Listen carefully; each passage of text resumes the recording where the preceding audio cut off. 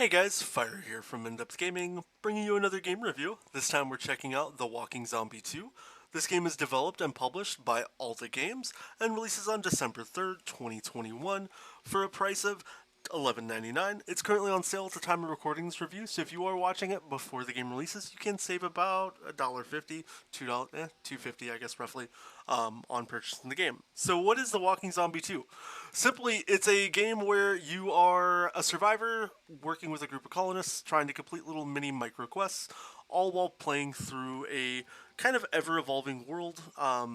People are going to come in and out of the game experience while you're playing, and just a ton of things that are going to happen. It is a first person shooter style game, and the main premise is you were kind of abandoned, you were bitten and attacked by zombies, and then go figure, you actually ended up becoming immune to zombies based on stuff that your mom did well before you were born, and that's kind of how the game functions and works.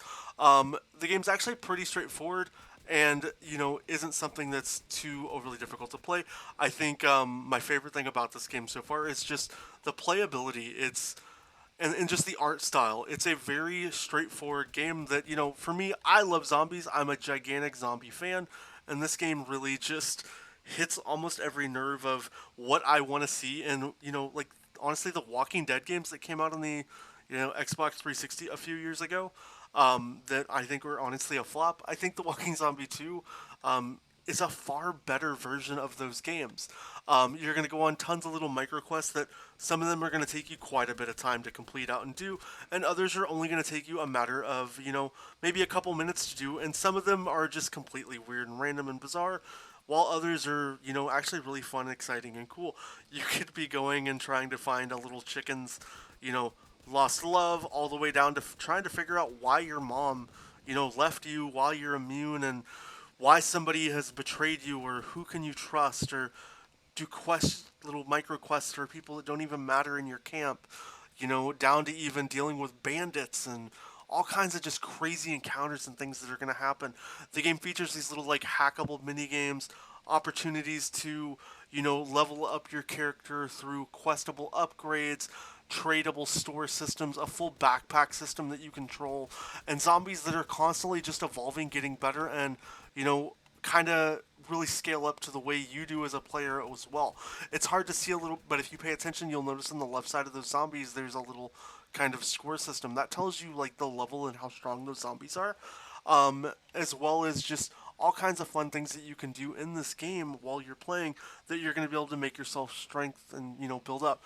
You have tons of guns and customizations from the armor and things you equip while you manage into a backpack that functions a lot like how PUBG and like Daisy work and their kind of storage and mechanic systems, and just tons of different loot and missions that you can really pick and play in whatever order you want, outside of just having to, maybe get to certain levels to unlock the ability to play certain things, or certain skill trees or attributes that you can progress up, that'll definitely change and impact the way your game plays. I think the biggest thing for me that I like about the game is it's not something that's got a too much thrown into the package that it delivers. There's a large amount of content, but it's thrown at you at a very brisk pace that I think anybody can feel comfortable learning and diving into. Now, if you're wondering about achievements, as we know a lot of people do, this game has a ton of achievements, and this is not a quick, completable game by any means. You're going to have to spend a lot of time really working at this game, and while you're playing the game, you're going to have to sit and spend a lot of time wondering, are you going to be okay to do the things you're doing? Could you die? Is it safe? Is it not safe? Who knows? And that's really something you're going to have to really work at, and, always watch your back while playing, because you don't know what's here to try to kill you, who's here to try to betray you, really what's going on. Like, as you can see here, I'm just being ambushed by a ton of zombies right now, and I have to really figure out what to do. You're going to get different levels of zombies. There will be boss zombies that you encounter, dogs, and all kinds of things in between while you're playing. It's not going to be just the same simple, normal things over and over, so that is definitely something that I do enjoy about the game.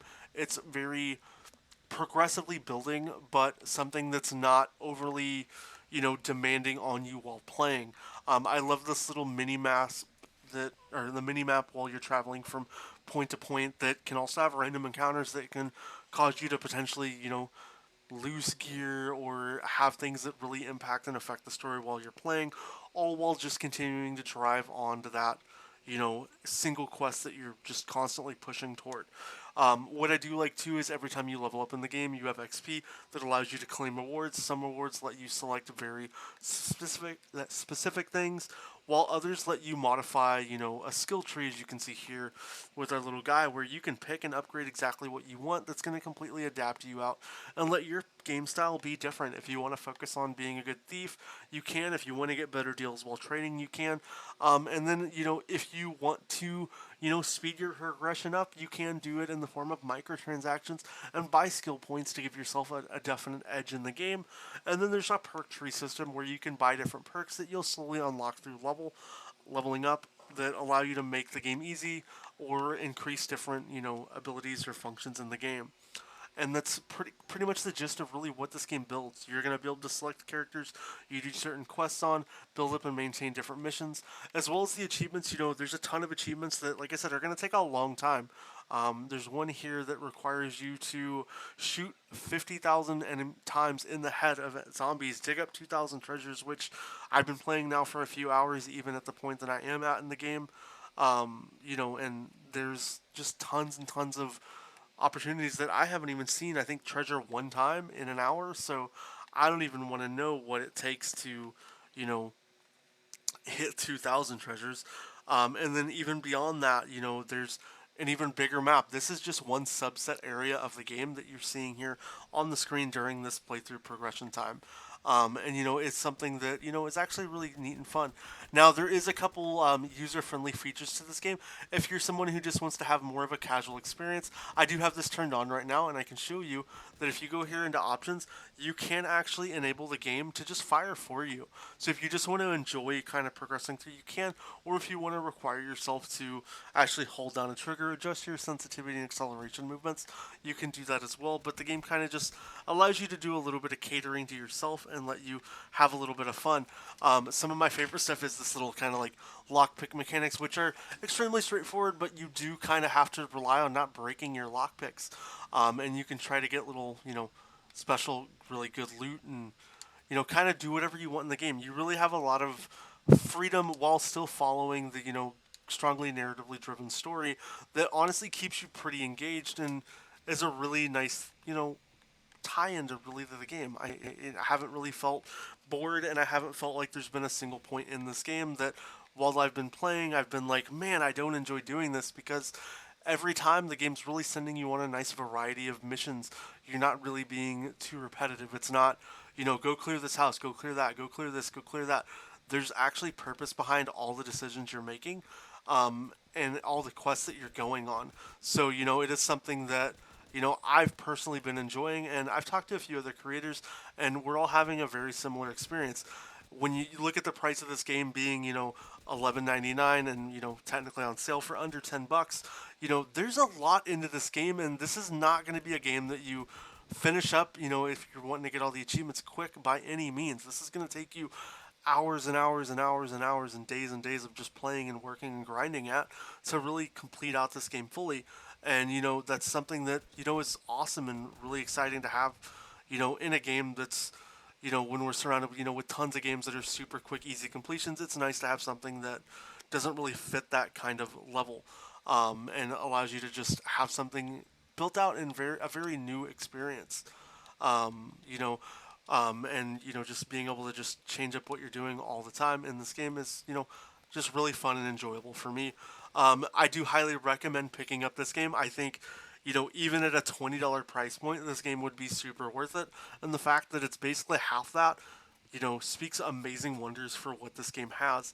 If you are looking for a game, that's new to play, if you're wanting something that's a good solo-driven experience, and you are a big zombie fan, The Walking Zombie 2 is definitely worth picking up, and it does make me wonder, what was The Walking Zombie 1 like? Should I, end up picking up this game and go check it out? Because this one's fantastic, and I can only, I would like to see what the first one was kind of built on. What's the foundation that, gave this game the opportunity to be just as good as it is? and such a just fun story-driven experience. If you guys end up picking the game up, please let me know down in the comments, as I'd love to hear your thoughts. Do you enjoy it as much as I do? If you haven't already, please consider subscribing to the channel.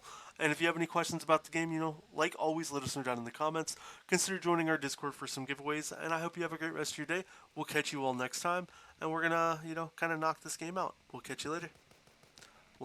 Actually, I'm gonna go ahead and finish this level. So we'll give you kind of a little bonus so you can see us kind of defeating out these zombies here. Get our gun reloaded and knock him out. Let's go find the last document. Kill some more zombies. And what I do enjoy, like if you're still watching the review, like nothing seems like very boring. Like it's so pace driven and changed. I don't feel like I'm, over swamped or over, committed. Like I can just relax and enjoy this game, and it's kind of nice for, games like this style and genre to be able to do this, because not a lot of games are like this. But there we go, guys. That's that mission completed. I hope you go pick up The Walking Zombie 2 for yourself, and go complete your own missions, and figure out your own story and find out why are you immune to infection. We'll catch you guys next time. Have a great